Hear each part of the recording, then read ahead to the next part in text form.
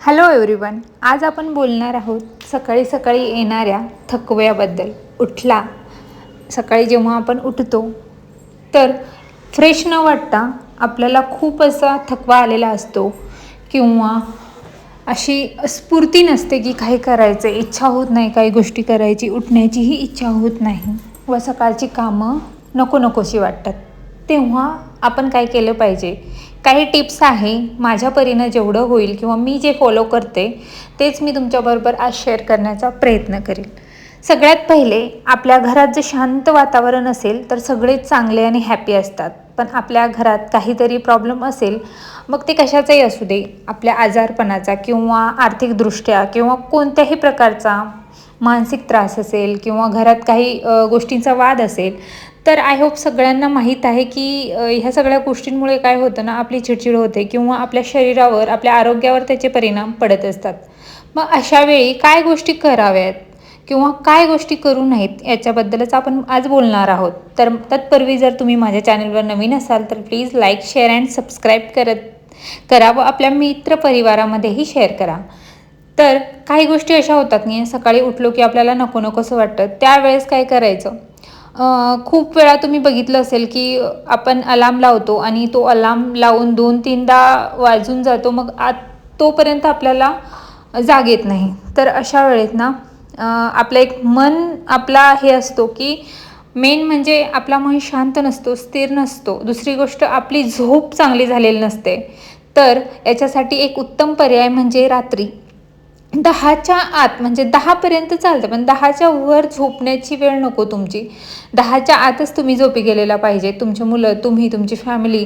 मग सकाळपर्यंत तुमची झोप पुरेशी होते, कारण झोप आरोग्यासाठी खूप महत्त्वाची आहे. आपल्या केसांसाठी, आपल्या त्वचेसाठी किंवा आपल्या शरीरासाठी झोप खूप महत्त्वाची आहे. जर आपण दिवसभर काम करतोय, रात्री पण आपण मोबाईलमध्ये किंवा स्क्रीन टाईम काहीतरी घालवतोय किंवा गॉसिप करण्यामध्ये घालवतोय, तर आपल्याला थकवा हा ऑफकोर्स येणारच आहे. त्याच्यासाठी काही गोष्टी आहेत ज्या फॉलो करायच्या. रात्री 10च्या आत म्हणजे 8-8:30पर्यंत जेवण झालं पाहिजे.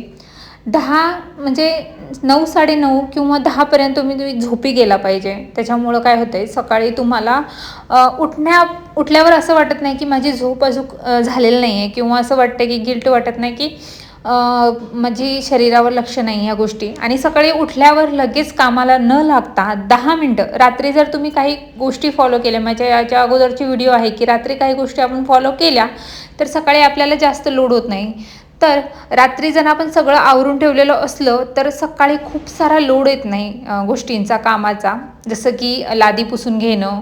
लादी जर तुम्ही दररोज पुसत असाल, ॲटलिस्ट किचन तरी दररोज पुसला पाहिजे, कारण किचनमध्ये आपण जेवण वगैरे सगळ्या गोष्टी करत असतो. हायजीन मेंटेन ठेवण्यासाठी ॲटलिस्ट आपण किचन तरी स्वच्छ केला पाहिजे. मग रात्री सगळ्या गोष्टी जर आवरून असल्या की मुलांचं होमवर्क, मुलांचे बुक्स भरणं, ह्या सगळ्या गोष्टी जर आपण रात्री करून ठेवला, आपल्याला उद्या काय ड्रेस घालायचं ह्या सगळ्या गोष्टी जर रात्री करून ठेवलेल्या असल्या तर सकाळी आपल्याला जास्त लोड वाटत नाही व आपण रिलॅक्सप्रमाणे काम करतो. म्हणजे सकाळी उठल्यावर 10 मिनटं स्वतःला द्यायचे. एक तर मेडिटेशन, योगा, ज्या काही गोष्टी तुम्ही करत असाल, फॉलो करत असाल, एक छोटंसं वॉक घ्या. त्याच्यानंतर गरम पाणी करा, म्हणजे पिण्यासाठी 1 ग्लास गरम पाणी घ्या. याने आपल्या शरीराचे भरपूर आजार कमी होतात. जर तुम्हाला वजन कमी करायचं असेल तर त्याच्यात तुम्ही मध किंवा लिंबू टाकून तुम्ही खाऊ शकता किंवा आवळा शरबत घेऊ शकता.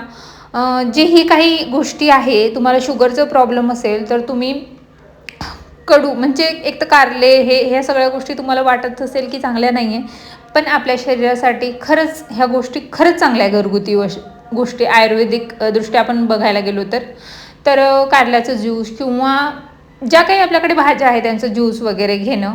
सकाळी सकाळी ह्या सगळ्या गोष्टी घेतल्या तर सकाळी म्हणजे एकदम फ्रेश आपली जाते. थोडा वेळ आपल्याला वाटेल इरिटेट, पण नंतर मात्र आपल्याला छान वाटतं.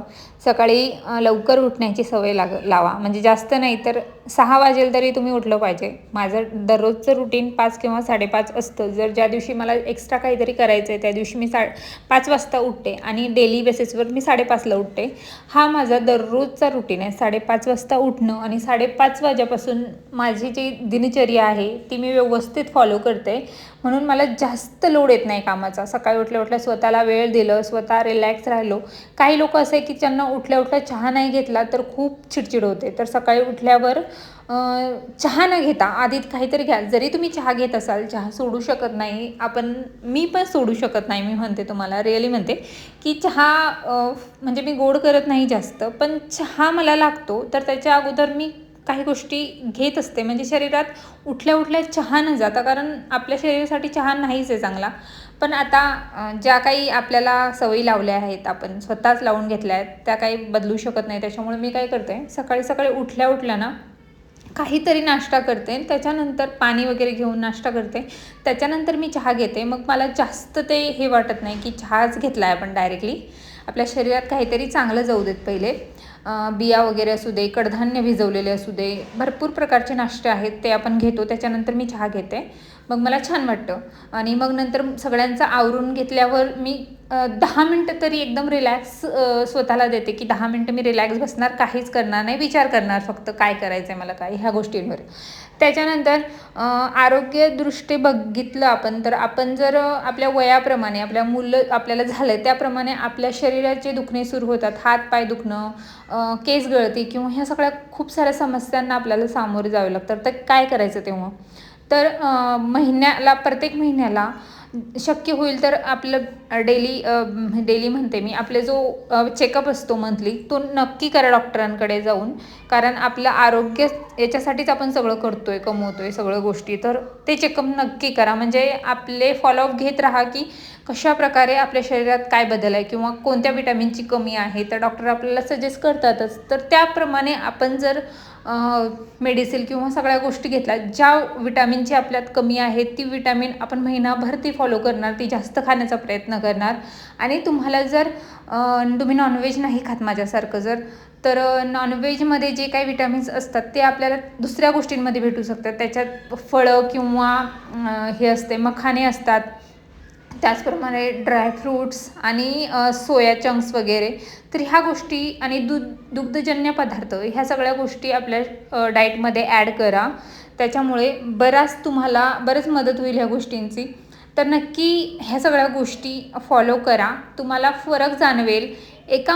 महिनाभर जर तुम्ही ह्या सगळ्या गोष्टी व्यवस्थित फॉलो केल्या आणि संध्याकाळची एक छान अशी वॉक घ्यायची, त्याच्यानंतर चहा वगैरे घ्यायची, एकदम फ्रेश वाटतं. आपण घरातल्या घरात राहतो तर बोर होतो. स्वतःला एंटरटेन करण्यासाठी आपल्या आवडी छंद ह्या सगळ्या गोष्टी जोपासणं, ते जे की मी प्रत्येक व्हिडिओमध्ये सांगत असते, कारण लेडीजला खूप सारे कामं असतात, त्याच्यामुळे ते स्वतःकडे लक्ष देत नाही. तर ह्या सगळ्या गोष्टी नक्की फॉलो करत जा. कसं होतं ना, आपण सगळ्यांना वेळ देतो, स्वतःला वेळ देत नाही. तर स्वतःचं आरोग्य चांगलं असेल तर आपण इतरांनाही त्यांचं आरोग्य चांगलं होऊ याच्यासाठी मदत करू शकतो. तर असा होता आजचा छोटासा व्हिडिओ. आय होप तुम्हाला आवडला असेल तर नक्की लाईक, शेअर अँड सबस्क्राईब करा. परत भेटूया आपण एका नवीन व्हिडिओमध्ये. तोपर्यंत धन्यवाद.